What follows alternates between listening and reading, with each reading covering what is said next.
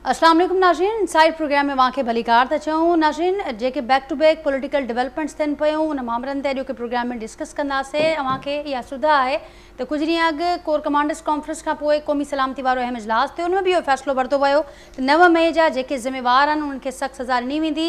जेके civilian properties ते हमले जा जेके ज़िम्मेवार आहिनि उन्हनि ख़िलाफ़ सिविलियन एक्ट तहत जॾहिं उहे माण्हू जेके आर्मी प्रॉपर्टीज़ ते हमले जा ज़िम्मेवार आहिनि उन्हनि मथां आर्मी एक्ट तहत कार्रवाई कई वेंदी। वफ़ाक़ी काबीना पिणु तौसीक़ कई हुई इन्हनि फ़ैसिलनि जी, जंहिंखां पोइ अॼोके ॾींहं ते क़ौमी असैम्बली अंदरि हिकु रिथ मंज़ूर थी आहे, जंहिंमें पिणु हिन ॻाल्हि जो इज़हार कयो वियो आहे। Army chief of army staff जो चवणु आहे त कंहिं सूरत में 9 मई जे साने जे ज़िम्मेवारनि खे असीं बख़्श न कंदासीं।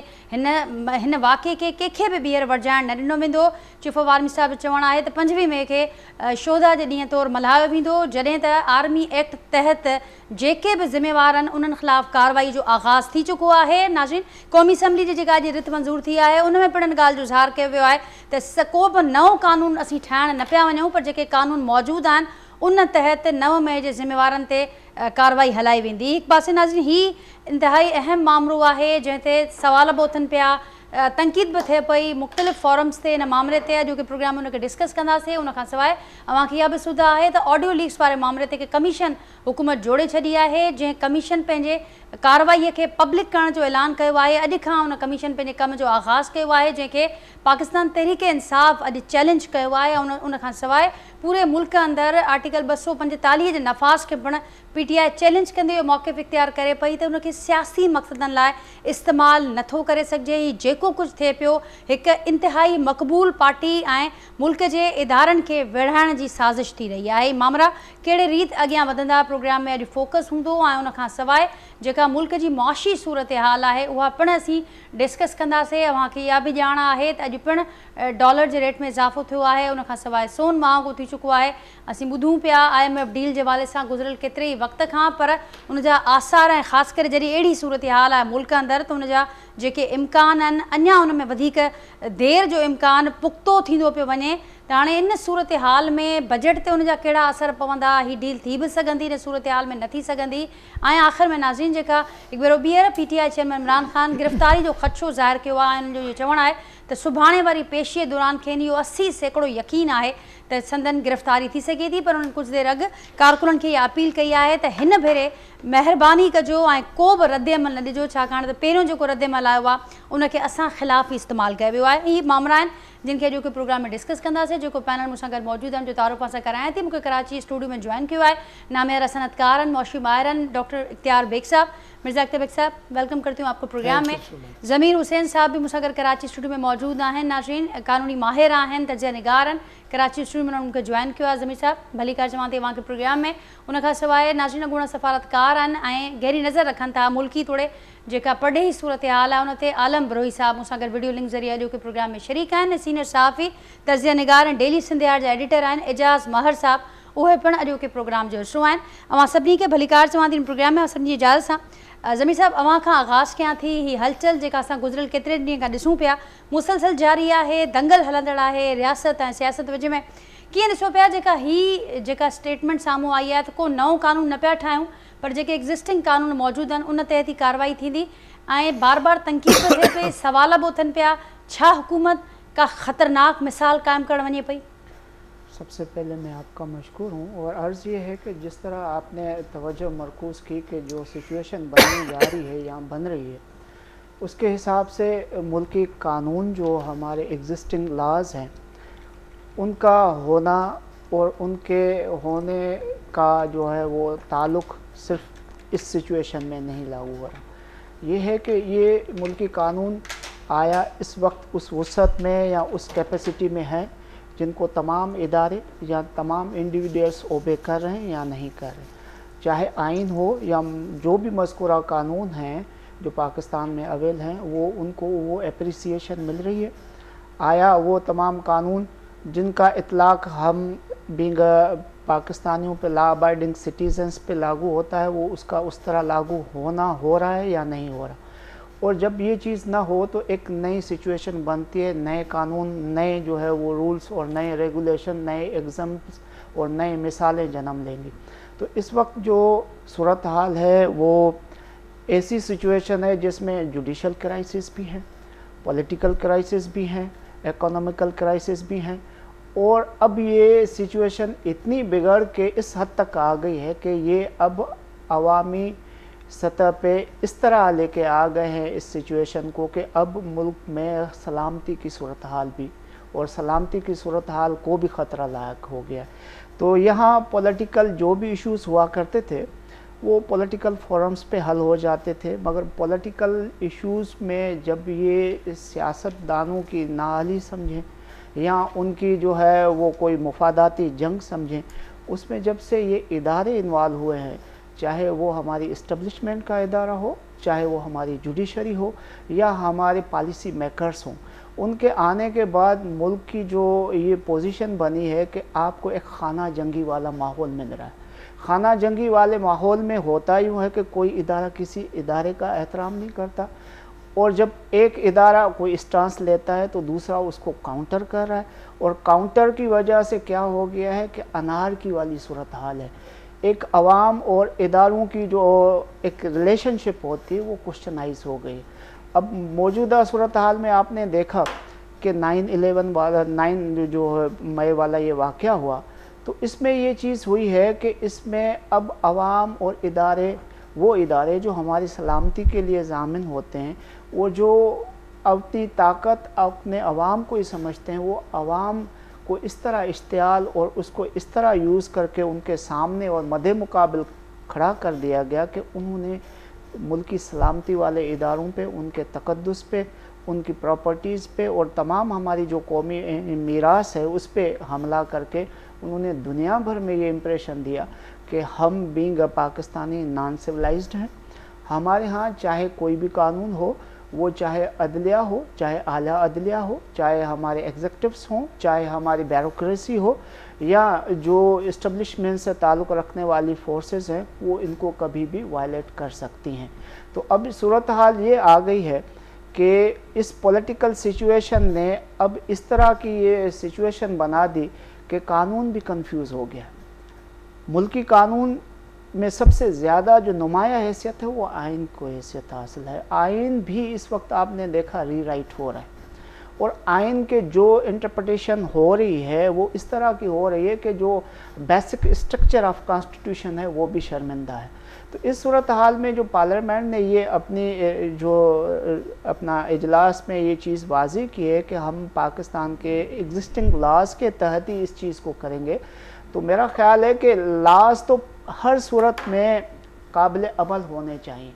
और पहले भी जिस तरह इन कानून की इतलाक़ का सवाल आता है तो वहाँ पे जो इंतशार फैलाया जाता है कि ये हमारे हक़ में कानून क्यों नहीं हो रहा, ये हमारे अगेंस्ट क्यों हो रहा है, और उसमें जो इदाराती और शख्सियाती इन्फ्लुएंस हो जाता है जिस कानून की अहमियत और अफादियत को भी इस तरह कर देता है कि कानून अपने होने पे भी कंफ्यूज हो जाता है। तो अभी इस वक्त सूरत हाल मेरे ख़्याल में ये है कि पार्लियामेंट ने जो ये कहा है ये कानून पहले ही मौजूद है।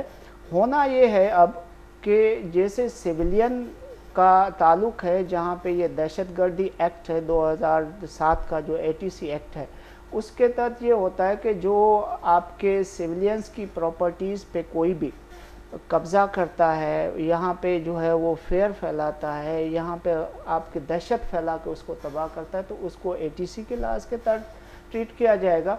और जो हिसास तनसीबात हैं, फ़ौजी मकामात हैं, या जो हमारे फ़ौजी सिक्योरिटी से रिलेटेड जितने भी हमारी पॉइंट्स थी जिनको डैमेज किया गया है, उसके लिए मिलिट्री लॉज मौजूद हैं।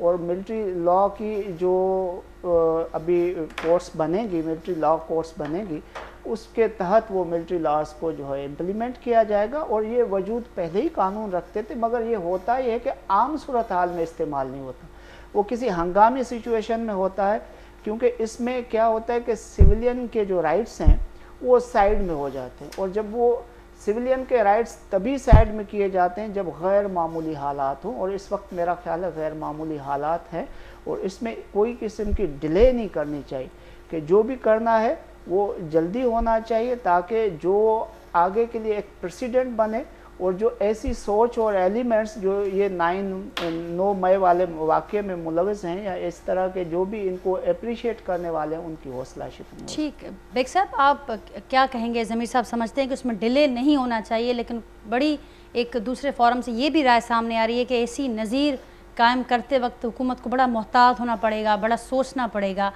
آپ کیسے دیکھتے ہیں سارے معاملات کو؟ پھر ذکر ہوا کہ بہت سارے کرائسس نے جنم لیا، ظاہر ہے یہ پولیٹیکل ٹرموائل کسی طور تھمنے کا نام نہیں لے رہا، تو اس طور کیا اس کا اثر معیشت پر پڑا ہے؟ آنے والے دنوں میں کیا منظرنامہ بنے گا خاص کر کے بجٹ کے حوالے سے، وہ بھی ضرور بتائیے گا. دیکھیں، ہم نے جمہوریت کے نام پر اور جذباتی ہو کے ہم نے اپنی باؤنڈریز ہم بھول گئے. ہم اپنے وہ دائرے جو ہر ایک ادارے کو، جو ہر ایک طبقے کو، جو ہر ایک سیاسی جماعت کو دیے گئے ہوتے ہیں، جس میں رہ کے اس نے جمہوریت کے لیے کام کرنا ہوتا، ہم اس کو بھول کے ہم نے سب دائرے مٹا دیے، تمام حدیں مٹا دی اور ہم حدوں سے نکلے. جب حدوں سے نکلے تو ہم نے وہ چیزیں بھی پار کر لی جو ریڈ لائن تھی، وہ حدیں بھی پار کر لیں جن کے قریب پہلے کبھی آپ جانے کا نہیں سوچ سکتے تھے، کیونکہ وہ مقدس تھا، وہ اہم تھا، نیشنل سیکیورٹی کے زمرے میں آتا تھا. جب یہ ہوا تو 1-2 دن تو ہمارے سمجھ میں ہی نہیں آیا کہ یہ سب چیزیں کیسے ہو گئیں. وہ کہاں سے ہمت آ گئی کہ ہم نے جنا ہاؤس پہ حملہ کر کے اور وہاں پہ جو جلایا بھی اور جو ڈیمیج بھی ایسا کرا ہے کہ اس سے ہیٹریڈ نظر آتی ہے، نفرت نظر آتی ہے. بعد میں پھر یہ چیزیں پتہ چلی کہ جی یہ آپ نے ایک پلان کے تحت ہی سب کچھ کرا ہے، کس لیڈروں نے اکسایا ہے اور یہ جذباتی ورکرز تھے، دے واز کیریڈ اوے، اور انہوں نے ملک کا نام باہر بھی بدنام کیا. اداروں کو بھی یہاں پہ جو تھے جو وہ احترام کی جن کی حدیں تھیں ان کو پھلانگ کے انہوں نے اداروں کو بھی تقسیم کر دیا. آج ہر ادارہ تقسیم ہے، بٹا ہوا ہے، ذہن بٹے ہوئے ہیں، قوم بٹی ہوئی ہے. اور اس کے ذمہ دار میں سمجھتا ہوں وہ لوگ ہیں جنہوں نے اس نوجوان نسل کو اپنے ذاتی مفاد یا سیاسی مفادات کی بنیاد پہ نہ صرف اکسایا، استعمال کیا، اور اس کے بعد آپ نے ان کو منع کر کے کنڈیم کرنے کے لیے بھی آپ سوچ رہے ہیں کہ میں کس حد تک جا کے کنڈیم کروں.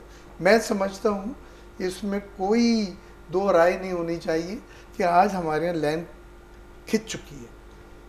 بہت بڑی تعداد میں وہ لوگ ہیں جو اداروں کا احترام کرتے ہیں، جو اداروں کو پوچھتے ہیں، جو اداروں کے ساتھ جو زیادتی ہوئی، جو فوجی تنصیبات پہ زیادتی ہوئی، اس کے خلاف ہیں، اور وہ باہر نکل کے حکومت کے ساتھ یکجہتی دکھا رہے ہیں کہ ان کا اخلاقی فرض ہے. یہ میں جو کچھ کہہ رہا ہوں یہ میرا اخلاقی فرض ہے. ساتھ ساتھ کچھ لوگ وہ بھی تھے جو کیریڈ اوے ہو گئے اور انہوں نے جو غلط حرکات کی وہ بھی سیاسی اپنی وابستگی ختم کر رہے ہیں. ایم این ایز آپ دیکھ لیں کتنے سارے انہوں نے ریزائن کیا، ایم پی ایز نے ریزائن کرا ہے. انہیں احساس ہو گیا کہ ہمیں استعمال کیا گیا تھا. لیکن ابھی بھی ایک بہت بڑی تعداد ان لوگوں کی ہے وہ یہ سمجھتے ہیں کہ انہوں نے جو کچھ کیا وہ ان کا حق تھا. میں سمجھتا ہوں وہ بالکل غلطی پہ ہیں.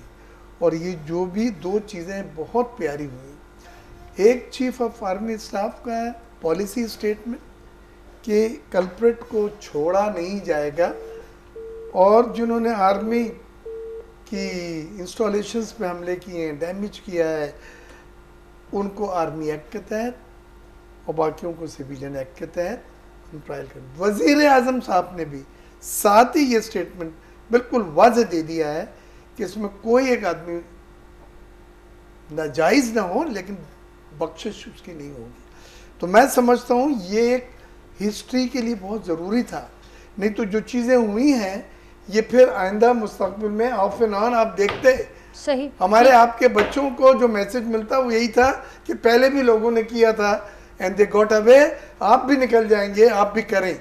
تو یہ ایک تاریخ لکھنے کا موضوع تھا، موقع ہے.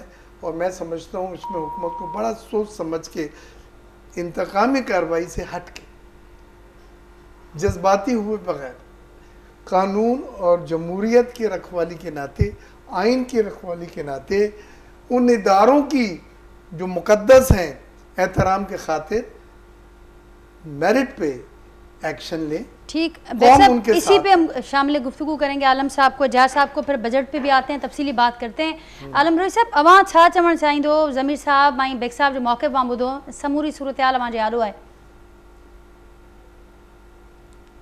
जेको आहे सो हिन वक़्तु पाकिस्तान में हिकिड़े क़िस्म जो जेको आहे सो कंफ्यूजन आहे ऐं कंहिंखे का ॻाल्हि सम्झ में कान थी अचे ऐं वाक़ई तक़सीम जेका आहे असांजे हर इदारे में आहे, सियासत में त आहे ई आहे. पॉलिटिकल पोलराइज़ेशन जेका शुरू खां यानी जेको अदम एतमाद जो जेको आहे सो करारदाद पास थियण खां बाद हिन वक़्तु ताईं, पर उन खां अॻिते अञा अॻिते था वञूं.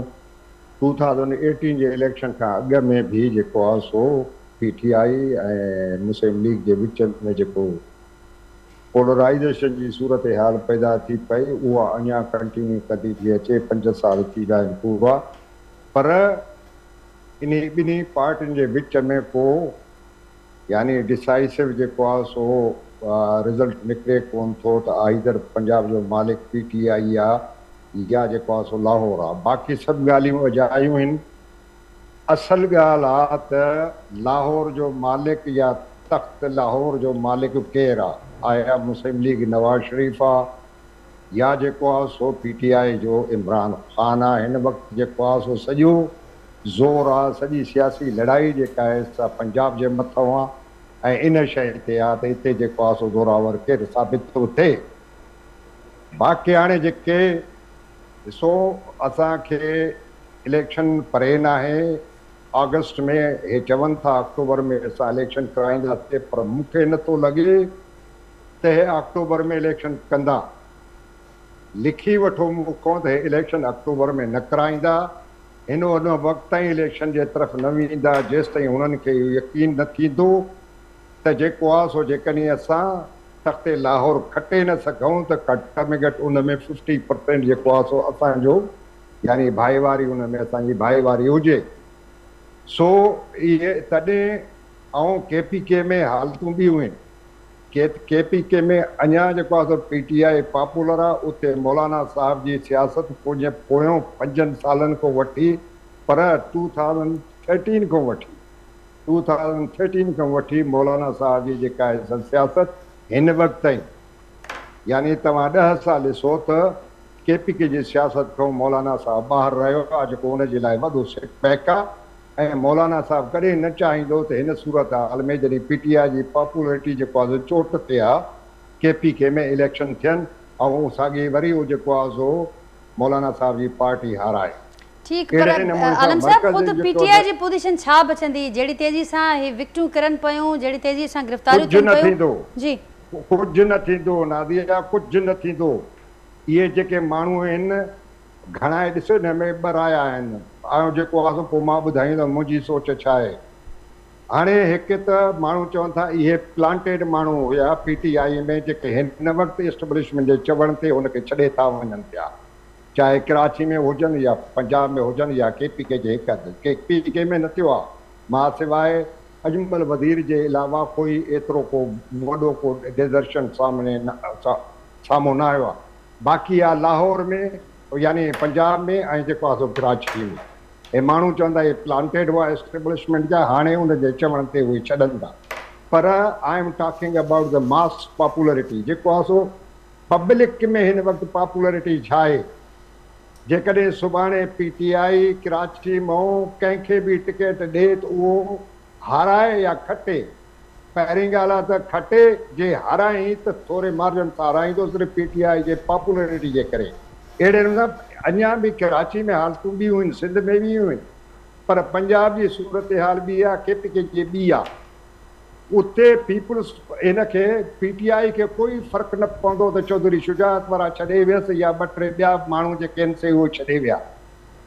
अनलेस इमरान ख़ान पाण जेको आहे सो कंप्रोमाइज़ न करे ऐं सीनियर शरीफ़ वांगुरु ॿाहिरि हलियो न वञे तेसि ताईं हुनजी पॉपुलरिटी क़ाइमु रहंदी. माण्हुनि में मायूसी फैलंदी. उन वक़्तु पैदा थींदी जॾहिं इमरान ख़ान एस्टेब्लिशमेंट जे चवण ते कंप्रोमाइज़ करे हितां पाकिस्तान छॾे ॿाहिरि हले वेंदो.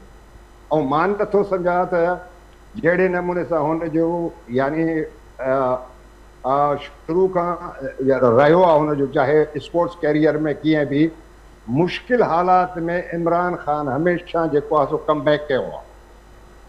तव्हां हुनजी पूरी तारीख़ ॾिसो त जिथे इवन स्पोर्ट्समैन बि मुश्किल हालात में इमरान खान वधीक खेॾंदो हो ऐं आम जेको आहे सो हालतुनि में उनजी जेको आहे सो कारकरदगी एतिरी सही न हुई।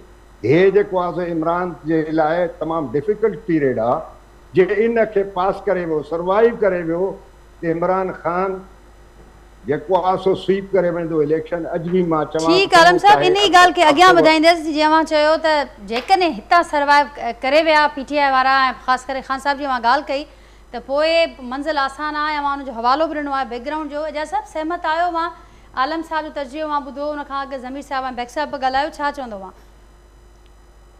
हेलो जी एजाज़ साहिब, मुंहिंजो आवाज़ु पहुचे पियो? आवाज़ बंदि थी वियो आहे? मुंहिंजो आवाज़ु अमां ताईं पहुचे पियो? असांखे अव्हांजो आवाज़ु बिल्कुलु अचे पियो, ठीकु पियो अचे?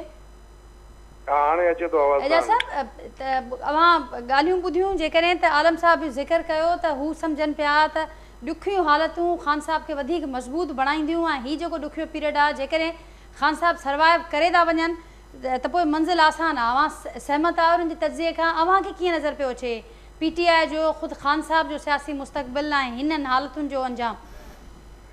साईं जो अलाए मूं नालो कोन ॿुधो विच में। आलम बरोई साहिब। आलम बरोई साहिब।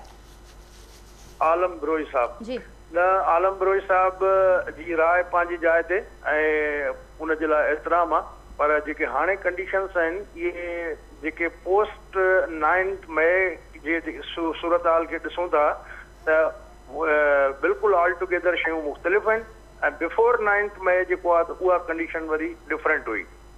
त हाणे जंहिं तरीक़े सां साईं चयो त KPK मां सिर्फ़ु जेको आहे त उहो वज़ीरिस्तान मां आहे, वज़ीर जेको आहे हुयो, सेनेटर बि रहियो, ऐं इन खां अलावा 5 इम्पोर्टेंट माण्हू ॿिया आहिनि जेके पेशावर जे मुख़्तलिफ़ इलाइक़नि, KP जे मुख़्तलिफ़ इलाइक़नि मां जेके मिनिस्टर बि रहिया, MP बि रहिया, उहे बि छॾे विया आहिनि। त हींअर कंडीशन्स जेके आहिनि उहे न आहिनि। इमरान खान जी पॉपुलरिटी पंहिंजी जाइ ते, पर इलेक्शन जा डायनेमिक्स हमेशह पंहिंजा हूंदा आहिनि। ऐं तव्हां ॾिठो हेॾो सारो कुझु बि थियो त तव्हांखे गुजरांवाला में एतिरी ख़ासि एक्टिविटी नज़र न आई, तव्हांखे गुजरात में एतिरी ख़ासि एक्टिविटी नज़र न आई, सिर्फ़ु फैसलाबाद ऐं लाहौर में, ऐं थोरो घणो मुल्तान बि जेको आहे त उहो न हुजण जे बराबरि। त पूरे पंजाब जो जेको रूरल एरियाज़ आहिनि उते जा डायनेमिक्स ऐं शहर जे जेके इलाइक़ा आहिनि उन्हनि में जेको आहे त शयूं मुख़्तलिफ़ आहिनि। त इमरान खान खे हाणे जॾहिं एस्टेब्लिशमेंट जो हथ बि हटी वियो आहे, ऐं जंहिं तरीक़े सां सपोर्ट जेको अॻु में बि को इमरान खान एॾो पॉपुलर वेव ते थोरी आयो या पब्लिक जे सपोर्ट सां थोरी आयो, उहो त RTS विहारे जेको आहे नतीजा तब्दील करे ख़ुदि लयारी में बिलावल वारनि खे उन्हनि खे कंहिं पॉलिटिकल पार्टी जे एजेंट खे अंदरि न छॾियो। 2018 में त गदर मचो। त हाणे जेका उहा शइ नाहे, उन खां सवाइ मुमकिन न आहे। इमरान खान जो चैप्टर मां सम्झां थो त सियासत में फ़िलहाल त क्लोज़ थी वियो आहे, ऐं ही को एतिरो वरी धुर तौर ते साम्हूं न ईंदी अनटिल एंड अनलेस जेका सूरत हाल आहे उन में ईअं थो लॻे त इमरान खान खे नाइल बि कंदा, जेल बि वेंदो, ऐं जेको पार्टी पोइ खणी शाह महमूद कुरैशी थो संभाले, असद उमर थो संभाले, त इहो बि वॾो प्रॉब्लम आहे। त उहे हिक ॿिए खे पाण मञण लाइ तयारु कोन्हनि। जॾहिं गवर्नमेंट में फेडरल मिनिस्टर हुया तॾहिं बि हिक ॿिए जे ख़िलाफ़ जेको आहे त उहे चवंदा रहिया।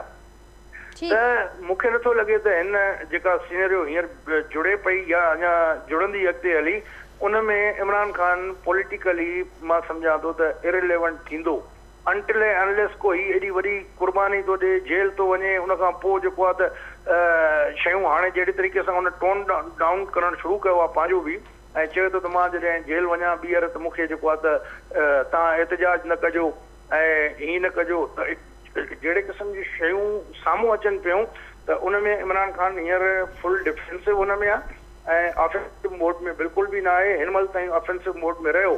त इहे शयूं जेके आहिनि मां सम्झां थो त सियासी तौर ते इमरान खान जे लाइ कोई बि फ्यूचर में साज़गार माहौल पैदा न कंदियूं। ऐं जेकॾहिं PTI थर्ड फोर्स ते बि अचे थी न, तॾहिं बि मुंहिंजे ख़्याल में इहा हिकिड़ो वॾो मोजज़ो हूंदो सियासी। ठीकु है साहब। ज़मीर साहब, ज़मीर उन जो आलम साहब जो, एजाज साहब जो तर्जुमो पंहिंजे आहे त मौजूदु आहे।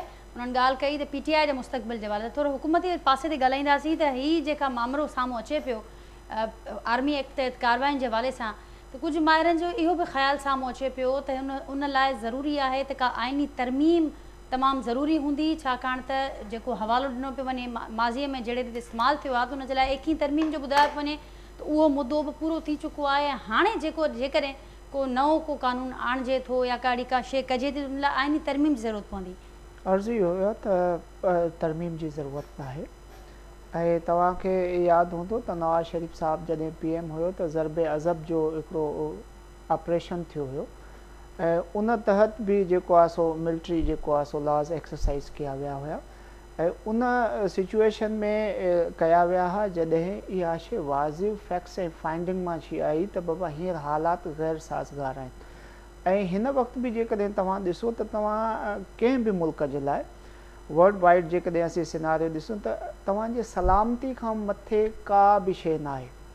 ऐं जॾहिं तव्हांजी बका ऐं सलामती जो सुवालु थींदो आहे त उन खां पोइ हंगामी हालतुनि जो निफ़ाज़ थींदो आहे। ऐं इहे स्पेशल लॉज़ हूंदा ई हंगामी हालतुनि आहिनि।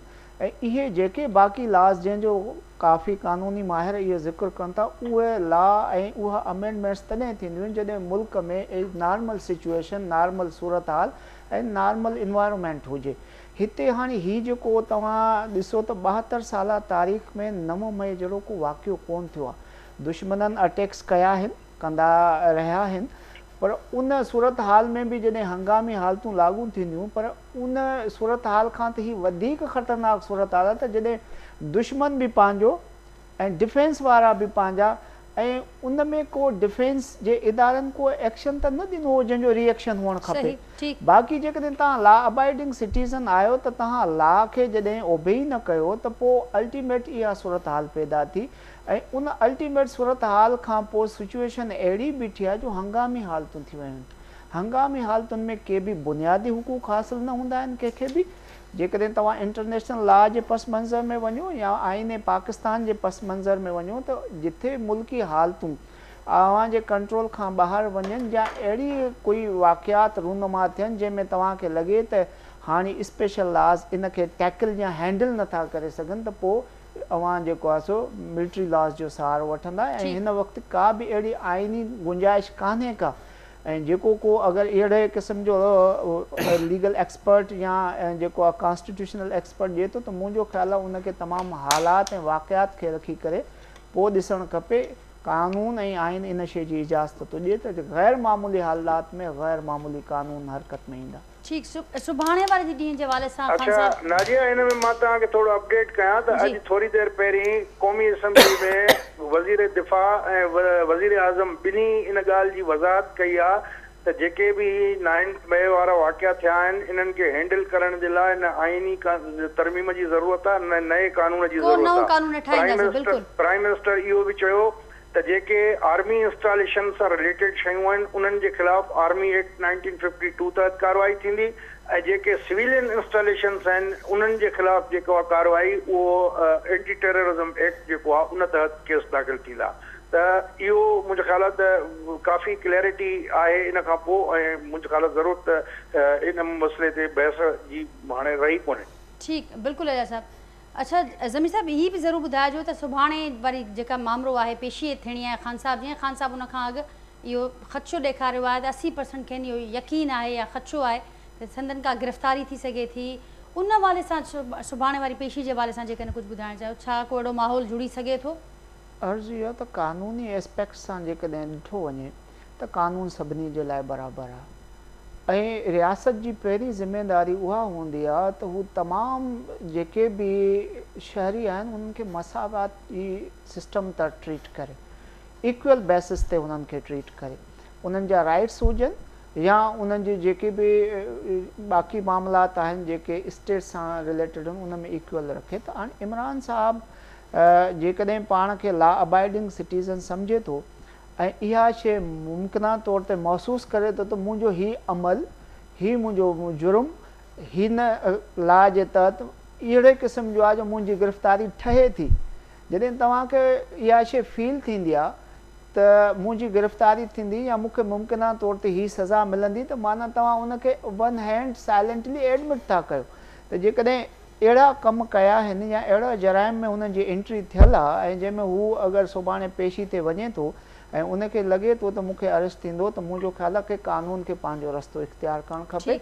ऐं हाणे इमरान साहब खे मुंहिंजो ख़्यालु आहे बाज़ दफ़ा हाणे इहो हिकु क़िस्म जो पॉलिटिकल इहो तरीक़ेकार बि मिलियल आहे त मां इन तरीक़े सां जेकॾहिं वावेला कंदुसि त अवाम इश्तियाल में ईंदो ऐं उहे जेको आहे सो स्टेट खे हाईजेक करण जी या उनखे फोर्सली जेको आहे सो ॻाल्हि मञाइण जे लाइ इहे एलिमेंट्स मूंखे कमु ईंदा। ऐं ॿियो माज़ी क़रीब में तव्हां ॾिसो त अदालतुनि असांजे जुडिशल जेको सिस्टम आहे उन में कुझु जजिस या आला अदलिया जे जजिस कुझु अहिड़ो रोल अदा कयो आहे जंहिंमें का शइ माना आइन ऐं कानून ऐं अख़लाक़ियात खां बि अॻिते हली वियल आहे त जेके जराइम तव्हां कया आहिनि उन्हनि जी ज़मानत त ठहे थी, ठीकु आहे, उहा जेकॾहिं जुडिशल सेंस में ठहे थी त उहा, पर जेकॾहिं तव्हां के जराइम कया ई न आहिनि ऐं जेके करण जो इरादो रखो था या जेके उहे जेके अञा ऑन द रिकॉर्ड न आया आहिनि उन्हनि में बि ज़मानत थी आहे।